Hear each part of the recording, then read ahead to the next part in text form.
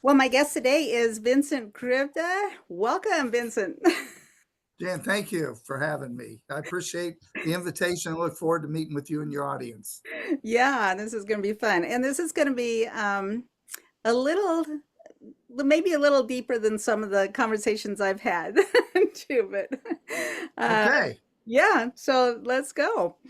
So I see that you were, let's see, lots of different faith backgrounds exploring different things. So you were Catholic, Church of God, Presbyterian, Baptist Seminary, and even a little bit of Jewish Shabbat. There you go. So I was born and raised Catholic on July 17th, 1976. I gave my heart to Christ and he revealed himself to me.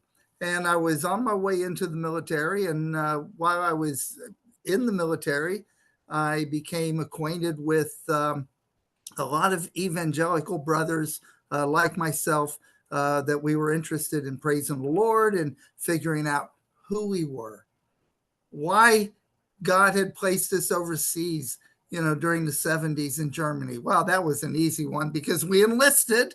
Uh, Know where you were going to go. God knew you were yes, going to go. but so I after that I attended Lee University, which is a Church of God school. I married the girl of my dreams, Cody Sanchez. I met her on August 28th, 1980, on the second step of the south exit out of the Lee University Student Center. And that moment changed my life as much as God changing my life on July 17th, 4 years earlier. A And divine encounter. yes. So, during those years, I, I began to work obviously after school, and I would read the Bible every day. And I was curious, why were some of the sermons not as interesting to me as the stories that I was reading in the Bible? So, somewhere around the age of 50, I thought, you know what, I've got to go into a seminary program and figure out what's missing, because I thought like I could have something to offer, but I just didn't know. I didn't want it to be the same old thing. And instead of taking seminary Hebrew, I thought, why not go to a Jewish synagogue and sign up for Hebrew Torah studies and Hebrew classes, which I did for years, and about 10 years or more, and just to study not just the language, because I don't speak it, but I read the Hebrew Torah. But look at the way the rabbis talk about the stories in the Old Testament, or, what I call Tanakh. I don't like calling it the Old Testament because if you have a old bicycle and it's in the garage and you also have a new bicycle, you don't go for the old bicycle all that much. Um, you know, what I was really looking for was that question: what are the eternal truths that are contained in the Torah that appeal to Christians today? What are these stories? And as I began to read in the original Hebrew language, by the way, Hebrew is a consonantal language, which means there's no vowels. The vowels were added. And by the way, also, it was a language that was really developed in the 7th or 8th century BCE. We know about 600 years after Moses lived. So it was a much later language. And the vowels were added so that it would preserve the way the story sounded. And for me, that was fascinating because what I wanted to do and what I like to do is when I read it, I don't read the Torah as an instruction or a compliance manual. I listen for the messages that are inside the questions contained. And so when I wrote my first book, The Greatest Story Never Told, it was really just introducing oral tradition. What is oral tradition? How did it come about? And then when I wrote the second book, I actually, Pharaoh's Power, um, historical fiction in the Bible. I didn't. Well, I wanted to ask that deeper question: are there messages in the book of Exodus that really would appeal to people today? And Jan, I did what I didn't really want to do. I didn't want to go in and look at 3,000 years of pharaohs, but I had to. So I did a deep dive into 3,000 years of pharaohs and ultimately asked the question, what do we know about Pharaoh that helps us understand the book of Exodus? And I think I latched on to an important key that we often overlook. For example, there was always there was more than once where there were multiple pharaohs who operated at the same time in Egypt. Now I'm going to give you a little time period that is probably around the time period of Moses, for example, 1550 BCE.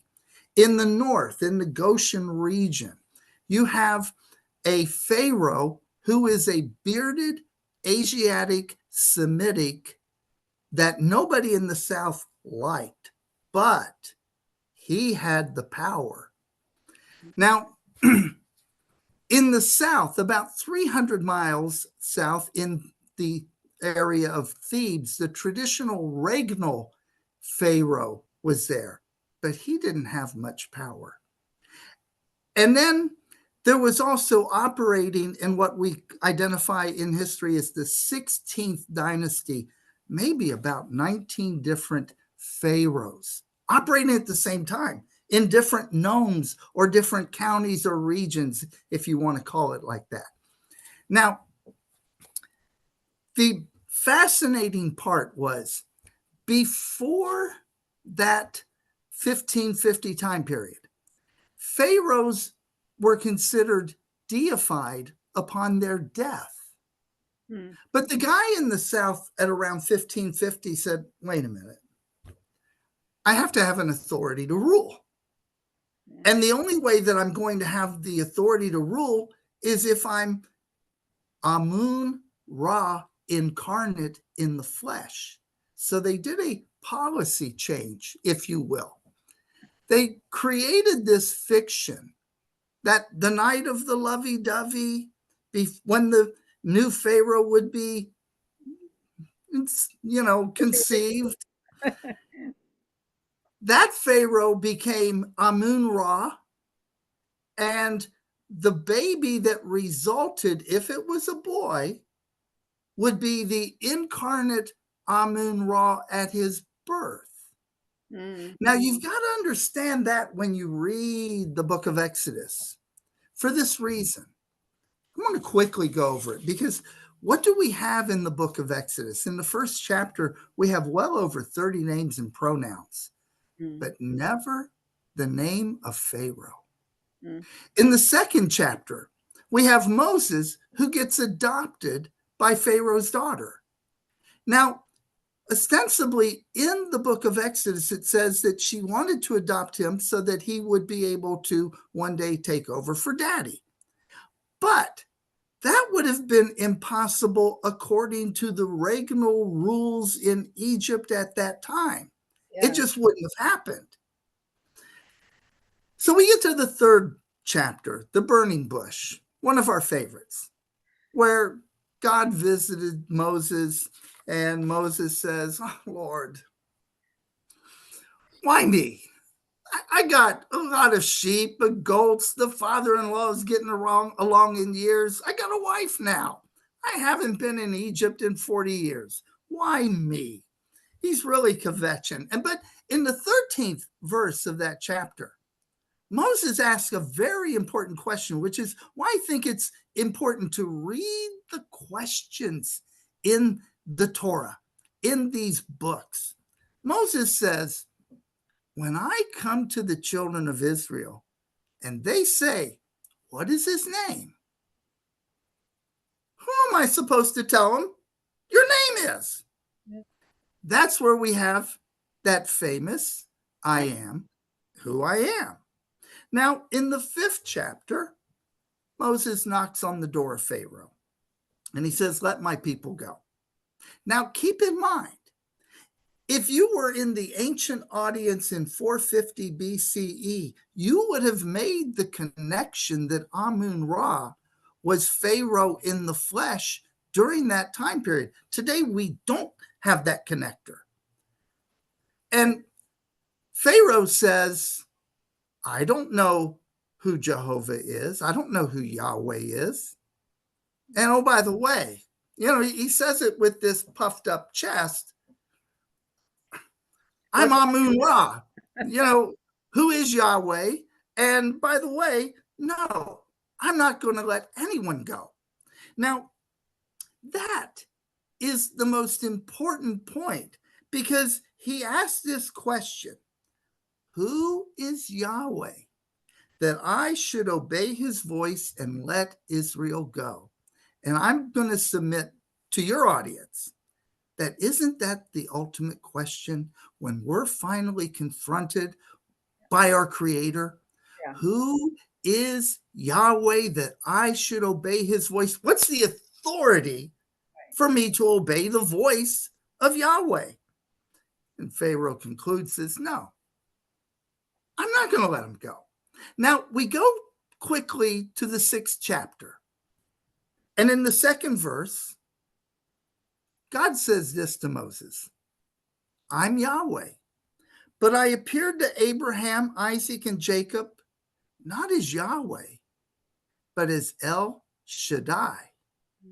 And by my name, Yahweh, I was not made known to them. Now, Jan, I negotiated contracts for 40 years. Let me just be a little impolite here, even though we're talking about God. If I would have been in that meeting and I would have been Moses, I would have said, God, now's not the best time for you to tell me this information. Why didn't you tell me before you sent me?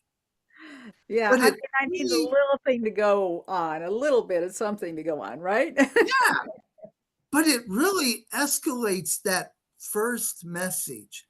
Who is Yahweh that I should obey him? And I think when we talk about these messages in the Torah, these have to come alive within the context and the culture.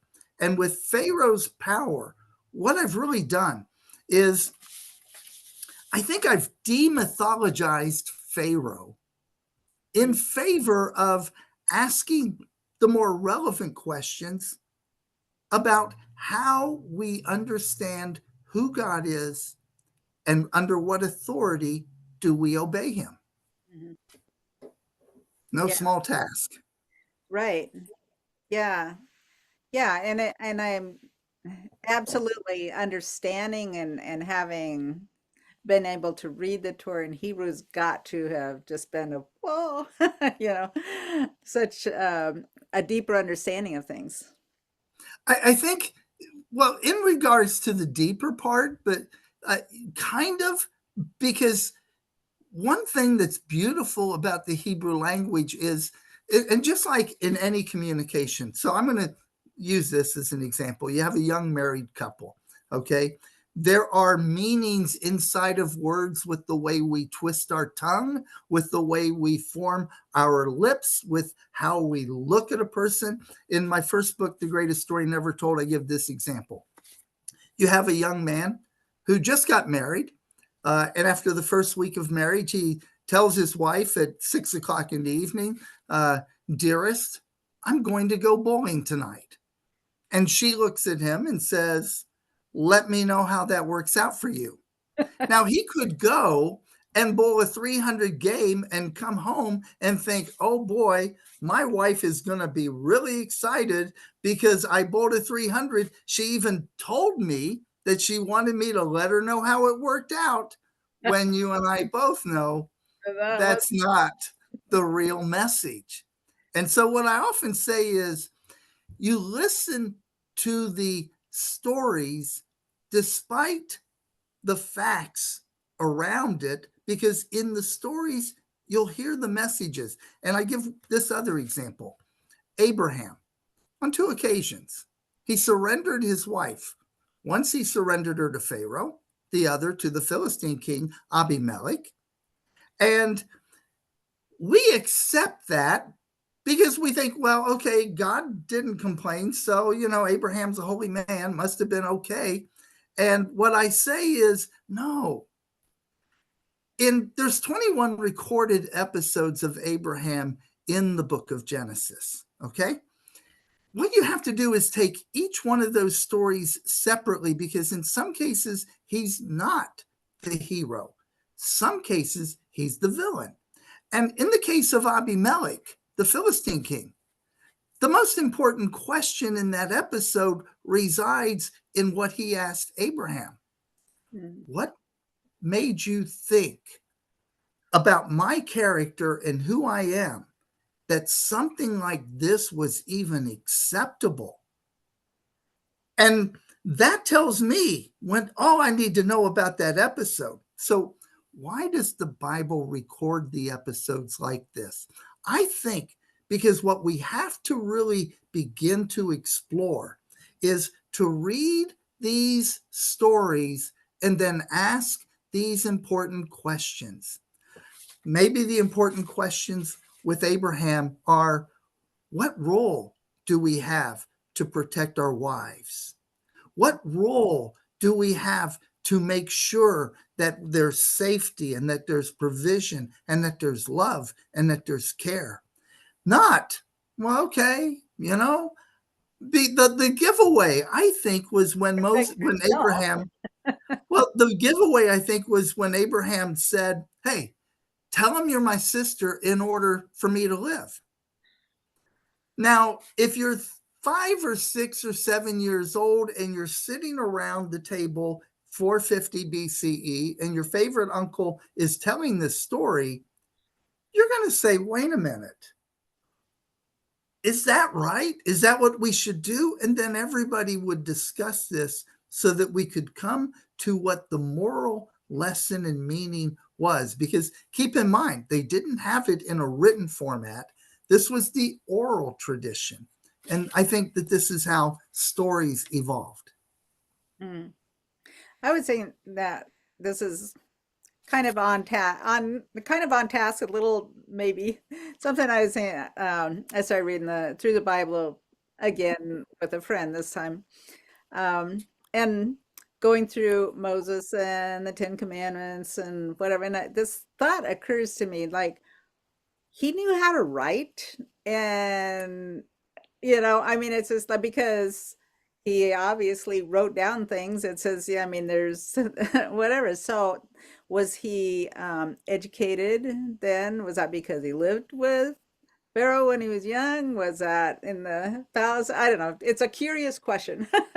No, it is a curious question, especially since we don't have Hebrew until the 8th century BC. So if he would have written, it would have been in a pre-Hebrew, but more importantly, it probably would have been written in some kind of an Egyptian hieroglyphic type or cuneiform script, but it certainly wouldn't have been in Hebrew. So that tells me, as a scholar, what we have is a final written version of stories that circulated perhaps for thousands of years. And in this case, at least 600.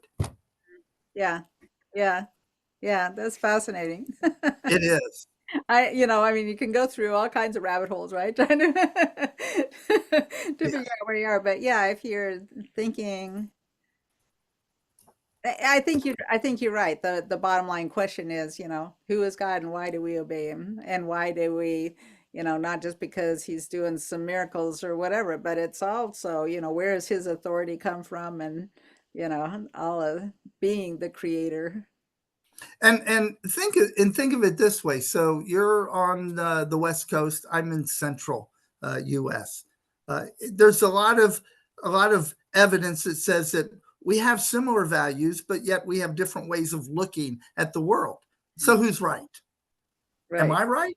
Are Right. you right? Yeah. But and I was on a podcast the other day with someone from India. He wanted to get me to say, certain things about the Christian God was number one, which, I said, look, at the end of the day, which religion says we're supposed to go out and kill people, engage in adulterous affairs, steal? So you can name all of the 10 commandments. There's no religion that does that. Yeah. And I don't know anything about the Indian culture, but I said, I would dare say that the stories that you were told were focused on how you're going to live a moral life, not an immoral life. And I think the Torah is magnificent in what it has done is it has taken and put into a written format forever those stories that have been told, maybe the best of the stories, because they all didn't make it in there. Mm. But even more so, is it a compliance manual, or does it guide us to ask the questions, who is Yahweh that I should obey him? Mm-hmm. Yeah. Yeah. So how do we as people extract oral tradition from the scriptures in order to dialogue with them more with small groups or in Bible studies or things? So a very good question. So in my book, and the greatest story never told, I break out all 21 episodes of Abraham. So I don't think that you can say we're going to read all of them together. I think that they're all separate, but you look for the questions that are in those episodes because the Torah has the questions. And one of the questions, like for example, with Abimelech in the 20th chapter of Genesis, what about my character told you that this is something that would be acceptable? So we open up a discussion in Sunday school, if you will, or a women's Bible group. We have coffee, we have donuts, and we ask that very type of question. What about our character tells people who we are? How do we portray the righteousness that we know is inside of us? Does it always portray? Because there obviously was something that Abimelech wasn't doing. Or perhaps Abraham perceived in his bias that Abimelech was a certain way.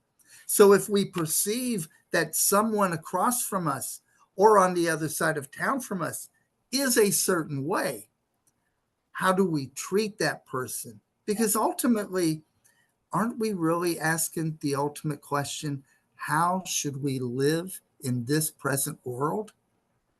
And that's what the Bible guides us to do. And isn't that what most of the Old Testament was, going into when the Israelites are going into other lands and whatever, you're supposed to act a certain way so that everyone around you knows that you're different. Yeah. And not in a bad way. And not in a bad way. Yeah. So I often say, despite the story, forget the story that you're reading, but look for the questions because they're there. Trust me, they are there. And when you isolate into that question and you let it explode inside of the story becomes more profound. And it's like this. I think you and I are of the same age where a certain point in time, we would turn on the TV on Sunday night in order to watch Murder, She Wrote. But it was never about the murder, was it? Yeah. It was always about how the situation was resolved. And so rather than look in the book of Exodus for an Exodus, break it up into different segments and look and ask what the questions, because they do have question marks, and then say, aha, how is this question relevant to the story. And when you discuss it in a group, it I think it makes these elements much more relatable. Yeah. Yeah. It is. It's just, I think that's just interesting to hear people's perspectives on things or what they, what they know and how things are going to be with that. Yes. Um, so tell me, what are your thoughts about our unchurched friends and neighbors about what they say Christianity is about or what they think it is and whatever? And how could we use storytelling more to be able to connect with them? So very good question, because is there a course correction, if you will?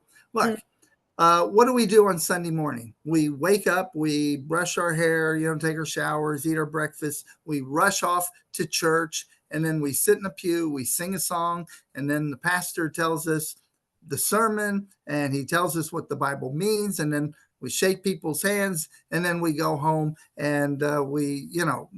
that for us, that is what our neighbors are seeing. Mhm. Are our neighbors seeing the freshness, the dynamics that would be of interest to them? And sometimes it's not just in the worship service, it's in those outreaches that we have, that where we form bonds, because and some churches make innovations with these small group activities. Excuse me. But I think what we've got to do is look at how we transform the small group activities from teaching to discussions. Mhm. Because look, I'm a teacher. Students don't listen. You know, they're going to listen if it's on the exam. But if you engage them, what my students always tell me invariably is they love it when I say, okay, guys, everybody pull your chair in a circle and we're going to talk, Yeah. because I'm obviously, manipulating the situation because I'm teaching a point, but we've got to hear from our neighbors, you know? Why do we do the things that we do? And figure out what would be appealing. Because if I'm unchurched, I don't know that you coming over and knocking on my door saying, hey, we have church 10 o'clock on Sunday morning. I'd love for you to come with me. And I'm going to say, if I'm unchurched, I don't think I can make it. I got something, my dad, and, he needs me. Yeah. So is it outside of that hour that we really have these deeper, meaningful discussions? What does our Lord expect of us? What do we do? Are there things in the community where we outreach to people and figure out who they are and develop those bonds and those friendships? Yeah. Yeah. You see, like in your class, do you see well, with your class or wherever, that you're other settings that are, do you see a common theme of questions that people ask? Well, I actually have a unique situation in that where I teach, for example, I teach an Old Testament literature course, and there's an LDS student, a Catholic, an evangelical, and then there's someone who hasn't really made up their mind. They're just there because it's a 3-hour college credit course. Okay. And they know that I'm easy because I love to have discussions. But what I do is the focus that I have with these kids, especially, so let me do what, and I won't say which one. I say, look, I have no expectation that you're going to think like me. First of all, I'm a 66-year-old man and you're a 19-year-old kid. If you start thinking like a 66-year-old man, it's over for you before you even begin. I'm not expecting you to change churches. What I'm expecting you to do is know what you believe and why you believe it. And because in many cases, Saturday night, if they're on a college campus, they're going to be invited to go to a party, and there'll be alcohol there. And the next morning, they'll wake up and say, "Oh, I'm too tired to go to church." The first time, they're going to feel a little bit bad about it. Then the second time, not so much. And then the third time, there's no consequences. So, what I really want to instill in them, where we have our discussions, is along that same line. Who is Yahweh? And under what authority should I obey him? And by the way, he hasn't spoken to my heart. So what do I do? Right. And those types of questions really become significant when you get a group of kids together, because one will look at the other and say, "What do you mean you haven't heard from God?" You know? And so it's a relatable circumstance. Yeah. Yeah. Well, we're almost out of time.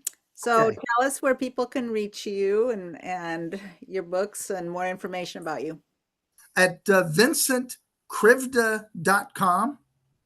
And if you'd like, so on Instagram, it's author Vincent Krivda.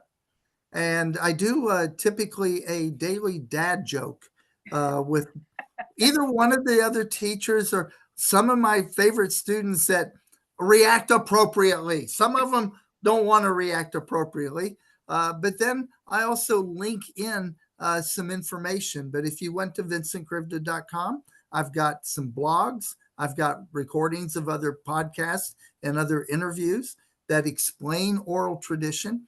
And oral tradition is this unique phase that very few people talk about, but I do. Yeah. Awesome. And then you're on Instagram. Yes. Yep.